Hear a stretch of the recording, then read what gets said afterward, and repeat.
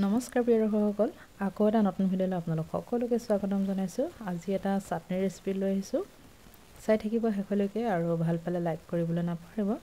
এয়া হৈছে শুকান মাছ। প্ৰথমতে এয়া শুকান মিছা মাছকেইটা ভালদৰে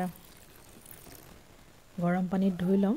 তাৰপিছতে তেল গৰম কৰিছিলোঁ, পেনখন ইমানেই পাতল আছিলে একেবাৰে পুৰি গ'লগৈ। তাৰপিছত ইয়াতে মই কণ বিলাহী কেইটামান দিছোঁ। তাৰপিছত এয়া জলকীয়া 3টা অকণমান লৰাই দিওঁ, বহুত বেছি নাভাজোঁ, অলপ সময়হে ভাজিম। মাছকেইটা অকণমান সময় তিয়াই ৰাখিছোঁ। বিলাহীকেইটা আৰু জলকীয়াকেইটা আধা ভজা হৈ গ'ল। এতিয়া মই পেনখনৰ পৰা নমাই ল'লোঁ।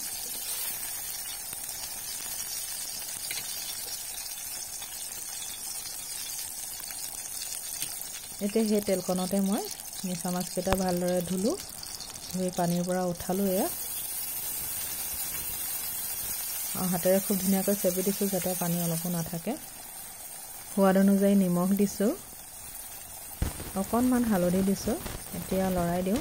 মিছা মাছকেইটা মচমচীয়া হোৱালৈকে ভাজি থাকিম।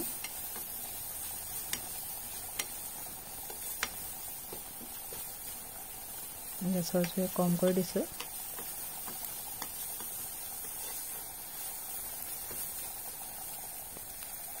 মই অকণমান বেছিকৈ ভাজি ল'ম। অকণমান এয়া পুৰিয়ে গৈছিলেগৈ।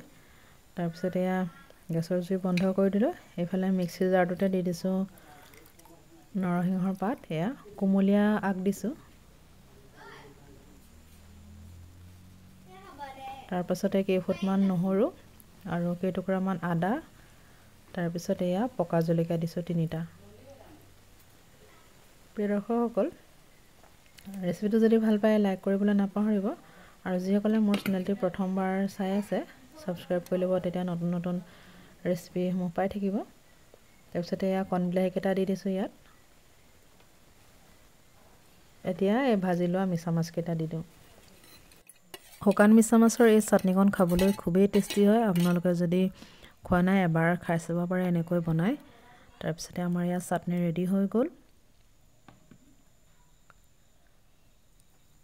দেখিছে। এতিয়া মই এখন প্লেটত উলিয়াই লৈছোঁ। এয়া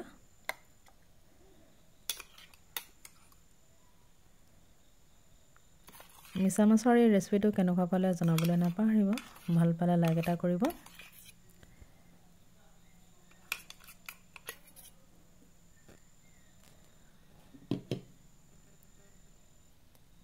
আজিলৈ আহোঁ, অন্য দিন আহিম এটা নতুন ভিডিঅ'ৰ সৈতে।